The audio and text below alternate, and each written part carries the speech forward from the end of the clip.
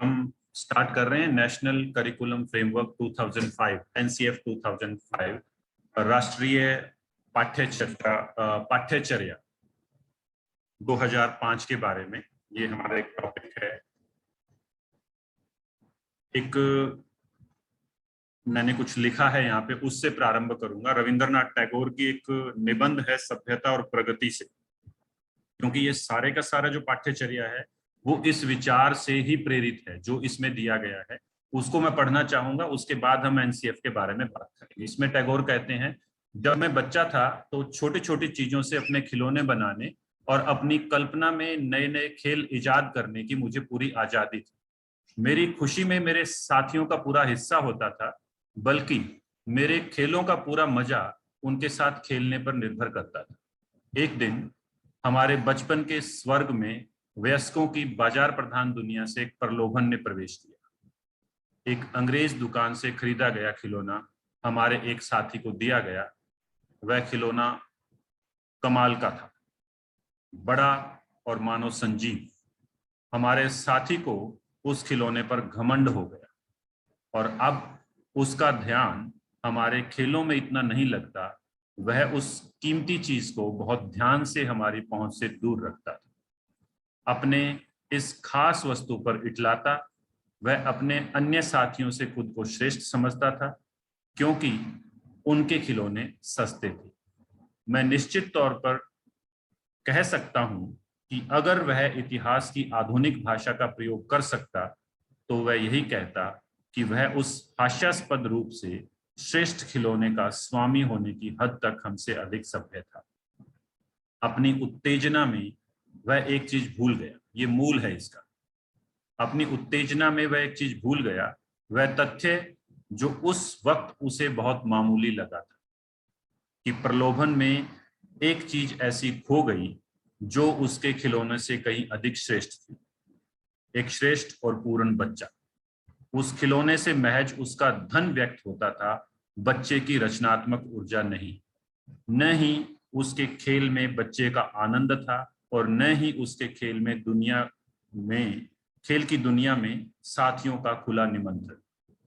ये क्या कहता है कि अगर हम तकनीक से और चीजों से बच्चों को जोड़ देंगे, उनकी मौलिकता अगर खो देंगे, तो उससे बच्चे की जो श्रेष्ठता है वो खत्म हो जाए। ये टैगोर ने यहाँ पर कहना चाहा है। तो एनसीएफ जो है वो पूरी तरह इसी बात पर आधारित है। अबाउट एनसीएफ हम पढ़ेंगे। National curriculum framework 2005 is one of the 4 national curriculum framework published in 1975, 1988, 2000 and 2005 by the National Council of Education Research and Training NCERT in India। Bharat में राष्ट्रीय अनुसंधान व प्रशिक्षण परिषद बनी हुई है, दिल्ली के अंदर है, जो शिक्षा के अंदर अनुसंधान और उसको लागू करने से संबंधित कार्य करती है।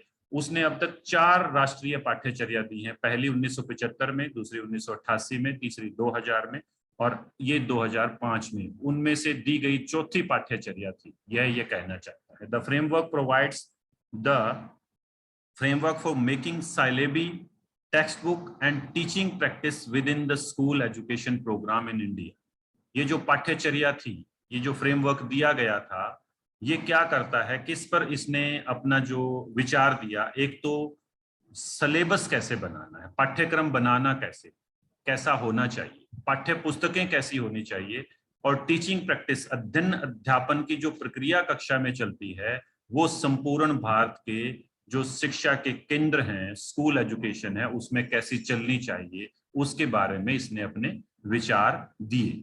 The NCF 2005 document draws its policy basis from earlier government reports on education as learning without burden and National Policy of Education 1986-1992 and focus group discussions। ये जो पूरा का पूरी पाठ्यचर्या थी, ये किस पर आश्रित थी, किस पर आधारित थी?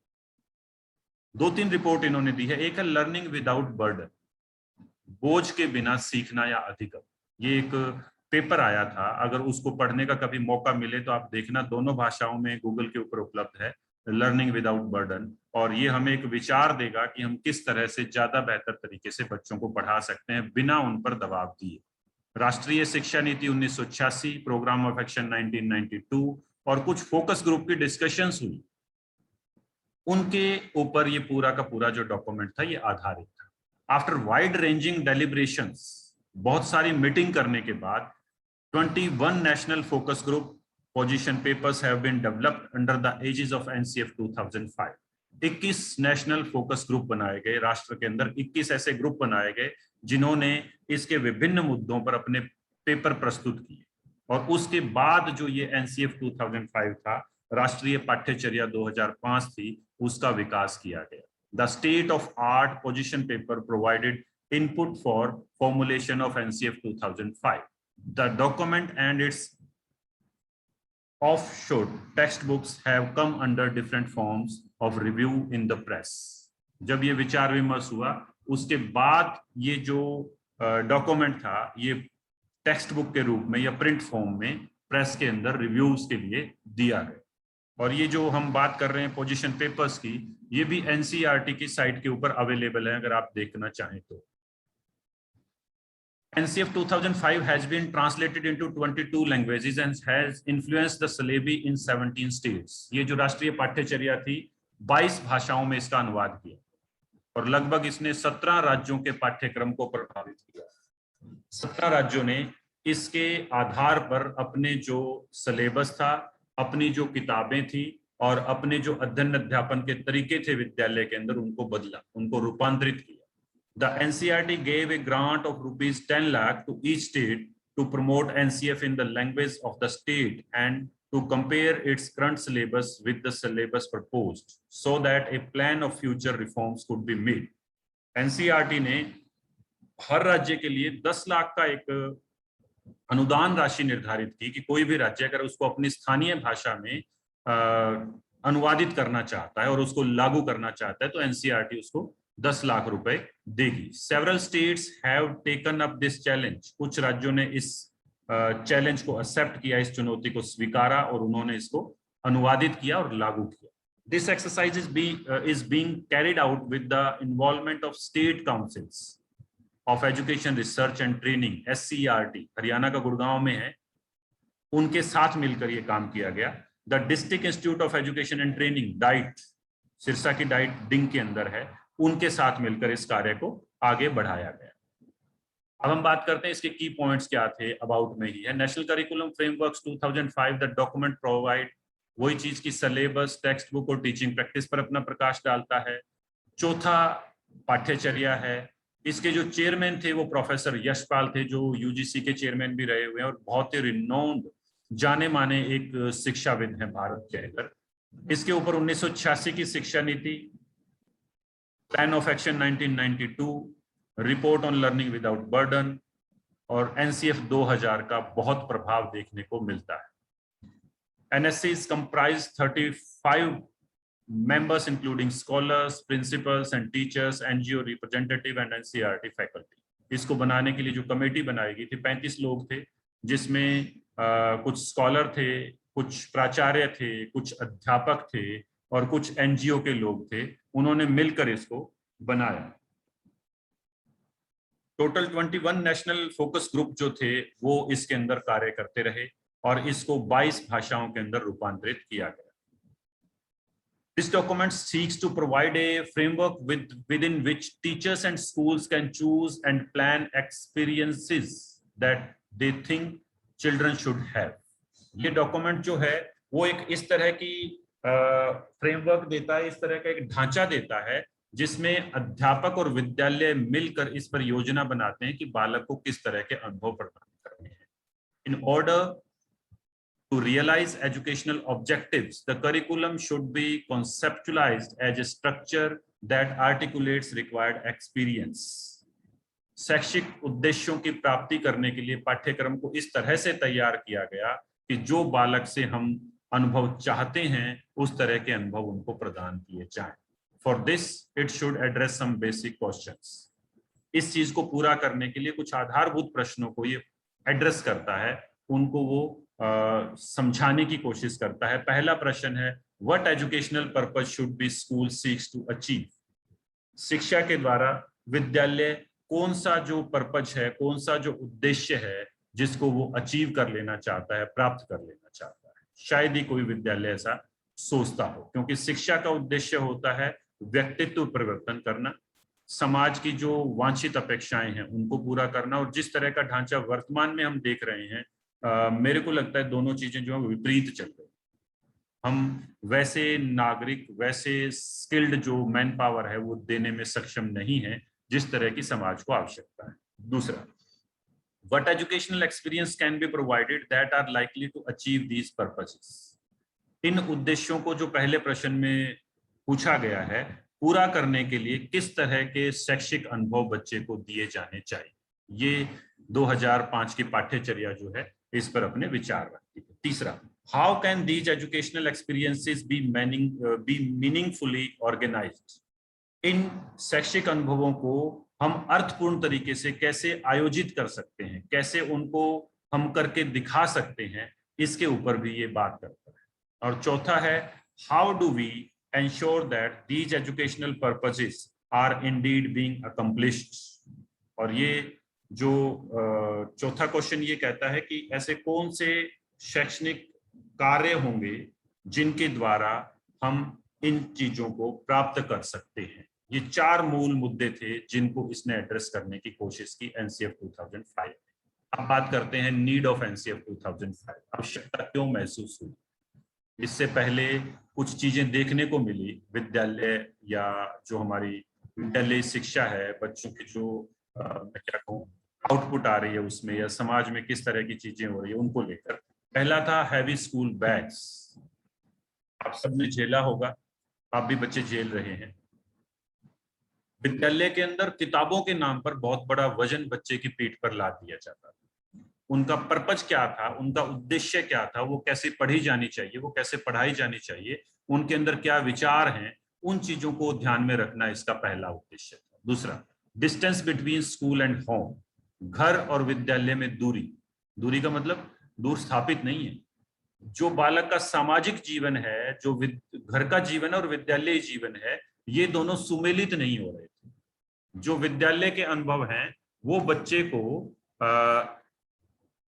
घर के अंदर या उसके सामाजिक जीवन में काम नहीं आ रहे थे। इसको एड्रेस करने के लिए 2005 का एनसीएफ बनाया गया। Lack of proper time table, जो समय सारणी होती है विद्यालय की, टाइम टेबल बनता है जिसके हिसाब से पहला घंटा, दूसरा, तीसरा, चौथा, पांचवा, आठवां, नौवां जो भी होता है, रिसेस कब देनी है, उसको मैनेज करने के लिए किस तरह होना चाहिए। और इसमें मेरे को कई बार लगता भी है कि हमने शिक्षा के अंदर भाषा का पीरियड कम कर दिया जाता है, मैथ, इंग्लिश और साइंस के पीरियड बढ़ा दिए जाते हैं, 2-2, 3-3 पीरियड दिए जाते हैं, एक्स्ट्रा पीरियड लगाया जाता है। ये जो एक होड़ मची पड़ी है कि रटवा दो, ये डाल दो बच्चे के दिमाग में, ऊपर से इंजेक्शन के रूप में इंजेक्ट कर दो बच्चे के मस्तिष्क में, इसको ठीक करना इसका एक उद्देश्य है। No place for play in time table, ये बहुत बड़ी समस्या है। मैं अच्छे पब्लिक स्कूल्स को देखता हूँ।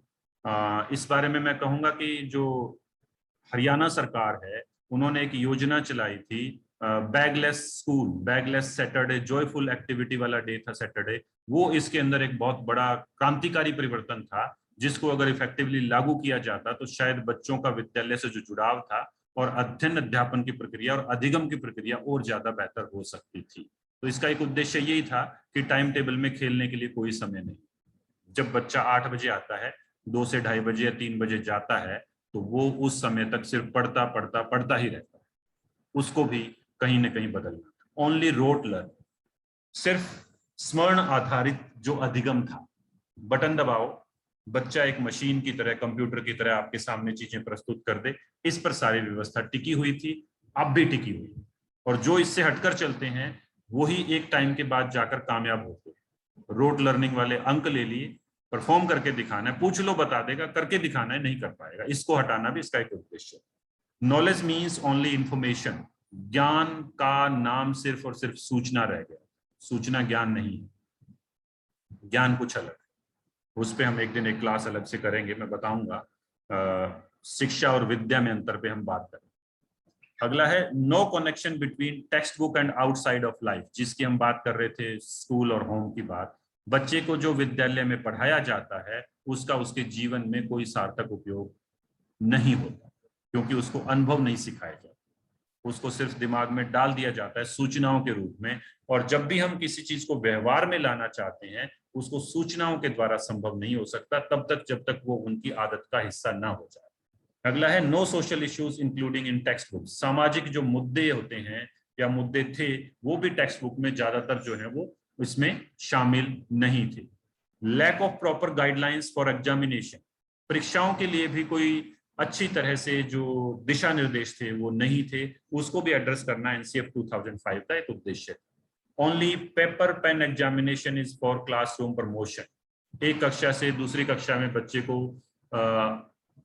आगे बढ़ाना है, उसको अगली कक्षा में भेजना है, उसके लिए सिर्फ एक तरीका होता था, पेपर पेन के द्वारा एक परीक्षा ले लो, उसमें जो ठीक से अपना जो दिमाग में उसने डाला था रटा था उसको उतार देता है, उसको हम अगली कक्षा में भेज देते थे। और उसमें भी हम भेज देते ये फर्स्ट है, ये सेकंड है, ये थर्ड है, ये टॉप 10 है, ये इतने परसेंट वाला है, ये इतने परसेंट वाला है, वो वाली चीजें हैं, उसको चैलेंज करना भी इसका एक उद्देश्य था। No space for inclusive education. समावेशी शिक्षा के लिए कोई स्थान ना हो, ये भी इसका एक उद्देश्य था। और कॉर्पोरल पुनिशमेंट, दैहिक जो दंड देने की मामले हैं अब भी दिया जाता है। अध्यापक को पता नहीं क्यों लगता है कि उसके पास एक अधिकार है कि वो बच्चे को कभी भी दंडित कर सकता है, शारीरिक और मानसिक रूप से। उसको फिजिकल पुनिशमेंट दी जाती है, उसको मानसिक रूप से ऐसे शब्दों का प्रयोग कर कर आघात पहुंचाया जाता है, उसकी जो सेल्फ एस्टीम है उसको हर्ट करने की कोशिश की जाती है। और मेरा एक अध्यापक होने के नाते या अध्यापक प्रशिक्षक होने के नाते ऐसा मानना है कि आप दंड के द्वारा किसी भी बच्चे में परिवर्तन नहीं कर सकते, क्योंकि एक्सप्रेशन जो है वो कभी न कभी एक विस्फोट का रूप लेता है। तो ये इसकी नीड थी। कुछ गाइडिंग प्रिंसिपल्स थे, इन्होंने इस पूरे पाठ्यचर्या को दिशा निर्देश दिया कि किस दिशा में इस डॉक्यूमेंट को लेकर जाए। Connecting knowledge to life outside the school. पहला गाइडिंग प्रिंसिपल क्या था कि जो ज्ञान है जो बच्चे को दिया जा रहा है विद्यालय के अंदर पहली कक्षा से या उससे पहले आने लगे हैं, तो एलकेजी यूकेजी प्री स्कूल से लेकर जब वो विद्यालय से बाहर निकलता है उसको जो ज्ञान वहां पर दिया जाता है किताबों के माध्यम से, अनुदेशन की जो विभिन्न तकनीक है उनके माध्यम से, अगर हम उसको लाइब्रेरी में या अलग अलग तरह की लेबोरेटरीज में लेकर जाते हैं उस तरह के माध्यम से उस ज्ञान को बाहर की जिंदगी से जोड़ना। दूसरा है ensuring that learning is shifted away from road methods. इसका दूसरा जो गाइडिंग प्रिंसिपल था वो क्या था कि रटन जो तरीके हैं रट लेने वाले उनसे हम अधिगम की प्रक्रिया को हटाएं, शिफ्ट कर दूसरी तरफ लेकर जाए, सीखने की तरफ लेकर जाए, ये वाला इसका उद्देश्य था। तीसरा enriching the curriculum to provide for overall development of children rather than remain textbook centric। पाठ्यक्रम को इस तरह से हम एनरिच करें, सुदृढ़ करें कि वो बच्चे के संपूर्ण विकास को ध्यान में रखें, ना कि पुस्तक केंद्रित शिक्षा बच्चों को दी जाए कि पुस्तक के अंदर ये सब कुछ है वो उनको पढ़ा दो और उससे ये ठीक हो जाएगा, ऐसे वाला नहीं होना चाहिए। नेक्स्ट है making examination more flexible and integrated into classroom life. कि जो परीक्षा प्रणाली है उसमें एक तो थोड़ी सी लोचशीलता लेकर उसमें कुछ बदलाव संभव, और उसको हम क्या करें कक्षा कक्ष की जो जिंदगी है उसके साथ जोड़ा जाए। जैसे मैं कई बार देखता हूं एक बच्चा विद्यालय में रोज आता है, सुबह और शाम तक वो रहता है, जितना टाइम है हर वो गतिविधि करता है, उसका बौद्धिक स्तर जो थोड़ा सा लो है वो एक रटने वाले बच्चे से जो उद्दंड करता है, उद्दंड बच्चा है और वो सब तरह की गलत हरकतें करता है, परंतु वो दिमागी रटन योग्यता के आधार पर ज्यादा अंक लेकर विद्यालय को टॉप कर लेता है, तो वो जो बच्चा है जिसने सारे नियमों को माना साल भर, उसने हर गतिविधि में हिस्सा लिया, वो ठगा सा महसूस करता है क्योंकि टॉप वो कर गया, उसको गोल्ड मेडल दिया जाता है, उसको मंच पे सम्मानित किया जाता है। उस तरह की प्रथाओं को रोकने के लिए कक्षा कक्ष की गतिविधियों को भी उसमें शामिल करने के लिए इस गाइडिंग प्रिंसिपल का सहारा इस पाठ्यचर्या में लिया गया। Nurturing an overriding identity informed by caring concern within the democratic quality of the country। कि जो हमारी लोकतांत्रिक व्यवस्थाएं हैं, जो लोकतांत्रिक हमारी पोलाइटनेस है, सहृदयता कह लीजिए या उसको हम कुछ और नाम दे सकते हैं, उसके तहत हम सबकी जो आइडेंटिटी है, सबकी जो पहचान है, उसको इसमें लाना, लागू करना इसका एक उद्देश्य था। की पॉइंट्स की अगर हम बात करें, national curriculum framework 2005 based on equity, equality, quality and quantity, 4 चीजों पर आधारित था। समता, समानता, गुणवत्ता और संख्यात्मक जो गणना है उसके ऊपर, चारों चीजों को बढ़ावा दिया। This curriculum framework based on holistic development of the student, बच्चे का संपूर्ण विकास, सिर्फ बौद्धिक नहीं कि हम बुद्धि में कुछ डाल दें, रटवा दें और वो आगे जाकर कहें बच्चा तो बहुत अच्छा पढ़ गया जी, वो वाली चीज नहीं होनी चाहिए। Suggestions and recommendation for entire education system, इसकी तीसरी जो की पॉइंट था वो क्या था कि इसने संपूर्ण शिक्षा व्यवस्था के ऊपर अपने जो विचार जो थे या अपने जो सुझाव थे वो दिए। Compare to the current syllabus with the syllabus proposed, इसने वर्तमान पाठ्यक्रम को आने वाले पाठ्यक्रम के साथ तुलना के रूप में लिया और उसमें जो परिवर्तन होने थे, जो परिवर्तन किए जाने थे, उनके बारे में अपने विचार रखे। Involvement of SCERT and diet in school education, विद्यालय शिक्षा में SCERT और डाइट का जो इन्वॉल्वमेंट था उसको बढ़ावा देने का इसमें एक प्रयास जो है वो किया गया, बल दिया गया कि ऐसा होना चाहिए। Based on learning without burden, आप सब इस चीज को सुन के हंसते होंगे कि पढ़ाई और बिना बर्डन के तो संभव नहीं है, परंतु ये डॉक्यूमेंट कहता है कि ऐसा हो सकता है। वो अलग बात है कि हम उसको लागू कैसे करते हैं, क्योंकि लागू करने वाला कौन है? विद्यालय का मुखिया और उसके साथ जुड़े हुए जो अध्ययन अध्यापन करने वाले अध्यापक गण हैं, वो उन्होंने उसको लर्निंग विदाउट बर्डन बनाना है। जॉयफुल कैसे बना सकते हैं, आनंदप्रद कैसे बनाया जा सकता है, तो ये इसके ऊपर आधारित था। अगला है teachers role in school education is only as facilitator. अब यहाँ एक वर्ड आया फैसिलिटेटर, जिसको हम कहते हैं सुविधा प्रदाता।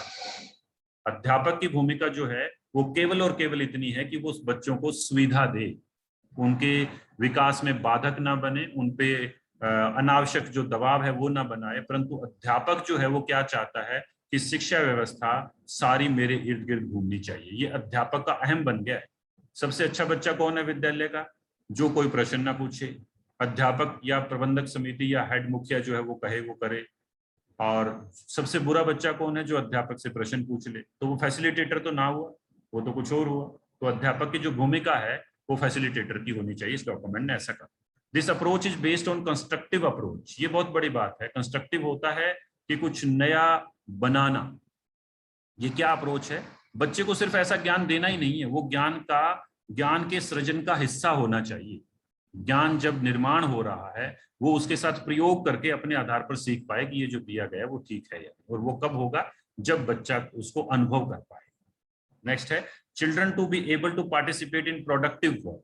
बच्चे को कुछ उत्पादक कार्यों में हिस्सेदारी उसकी बढ़ाई जाए। अध्यापक आता है, कुछ रटी रटाई चीजें हैं वो बच्चे के ऊपर फेंक के चला जाता है और वापस अगली क्लास में आता है, फिर फेंक के चला जाता है। बच्चा एक पैसिव लर्नर की तरह जो है, पैसिव लिसनर की तरह सुनता रहता है। कोई प्रोडक्टिव वर्क नहीं होता। कुछ लिख लेता है, कुछ नोट कर लेता है, उसको कॉपी में उतार देता है, फिर वो कॉपी चेक हो जाती है, उसमें गुड या बैड लिख दिया जाता है। इस तरह से गतिविधियां चलती हैं। उसको चैलेंज करना इसका उद्देश्य था। प्रोडक्टिव वर्क में बच्चे को लगा।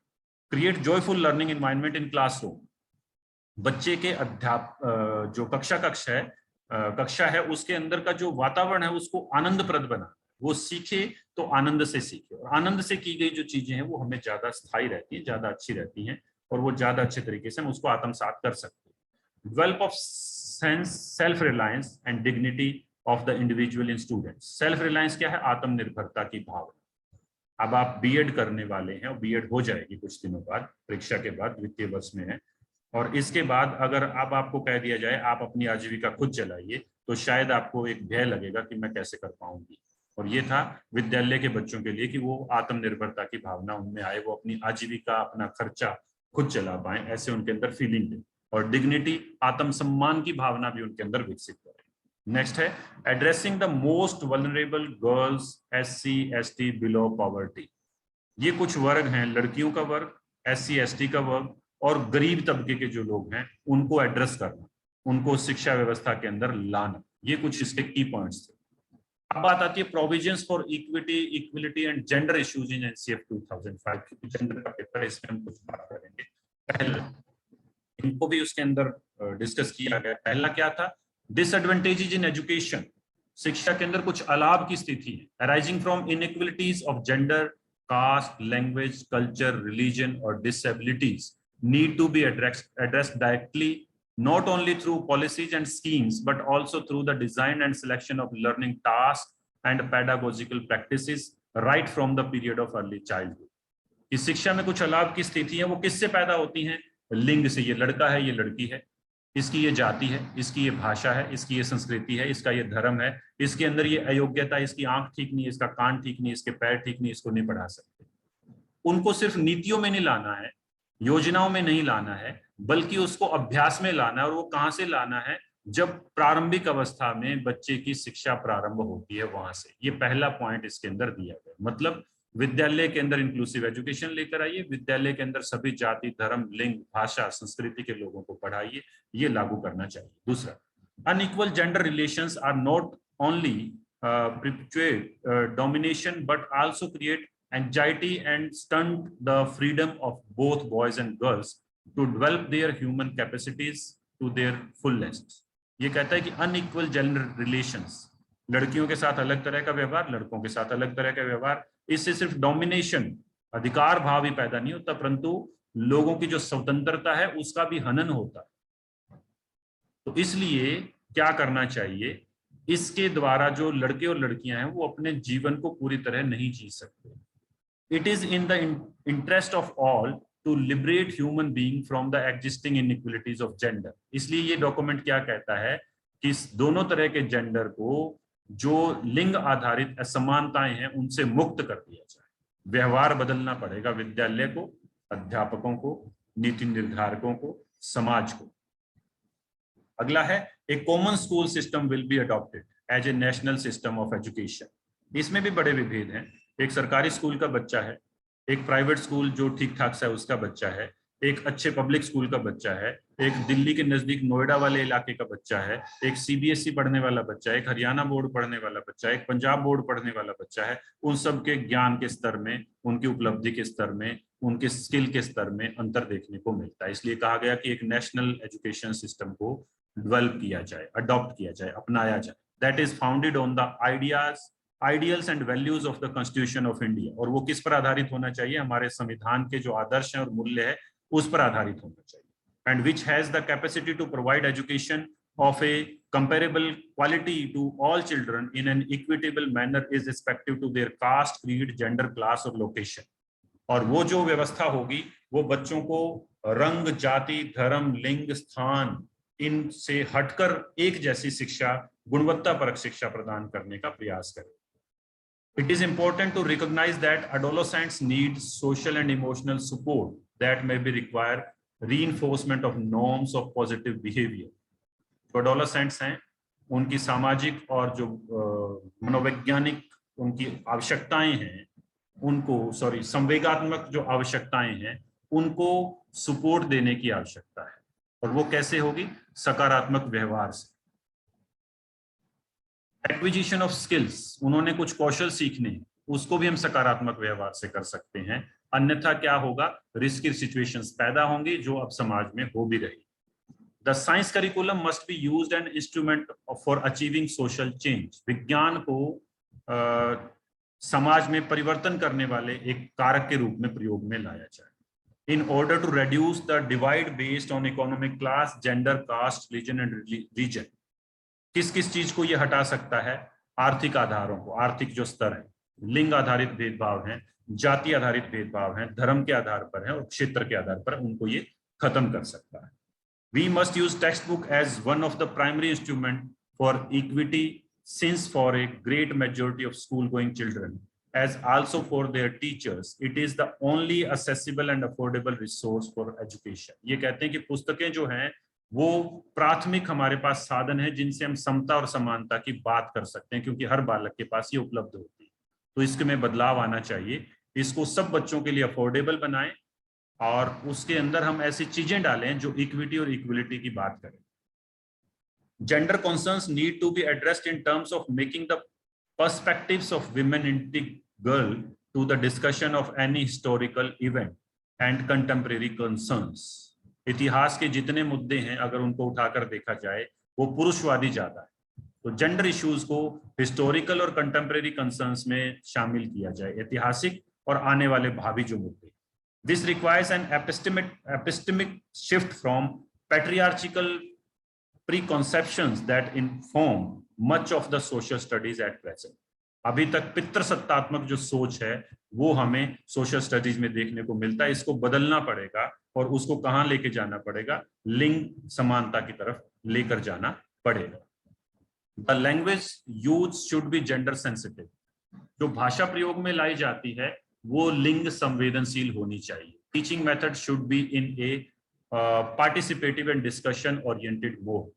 जो अध्यापन की विधियां हैं वो पार्टिसिपेटिव मोड में होनी चाहिए, टू वे कम्युनिकेशन हो। अध्यापक पढ़ा रहा है, बच्चा डिस्कशन कर रहा है, डिस्कशन मोड में आए, ये उन्होंने कहा, और ऐसा होगा तो ठीक होगा। Teacher education programmes need to provide the space for engagement with issues and concerns of contemporary Indian society, its pluralistic nature and issues of identity, gender, equity, livelihood and poverty। जिस चीज को आप पढ़ रहे हैं अध्यापक शिक्षा, इसको जोड़ने के लिए कहा, किससे? इश्यूज ऑफ आइडेंटिटी, पहचान के मुद्दे, लिंग से, समानता से, आजीविका से और गरीबी से, इन चीजों को एड्रेस करवाया। शायद इसीलिए जेंडर स्कूल एंड सोसाइटी का पेपर हम पढ़ रहे हैं। Building a citizenry committed to democratic practices, values sensitive towards gender justice, problem faced by scheduled caste and scheduled tribes, needs of the disabled and capacities to participate in economic and political process. ये कहता है कि नागरिक आधारित एक लोकतांत्रिक अभ्यास को हम विकसित करें जिसमें मूल्य, संवेदनशीलता, लिंग न्याय, जो शेड्यूल कास्ट और शेड्यूल ट्राइब द्वारा समस्याएं झेली जाती हैं, डिसेबल्ड द्वारा झेली जाती हैं, उसको हम मिटा पाएं और आर्थिक और राजनीतिक प्रक्रिया है उसमें सभी को शामिल कर पाएं। ये था हमारा टॉपिक एनसीएफ 2005। कल मिलते हैं एक नए टॉपिक के साथ। Thank you so much.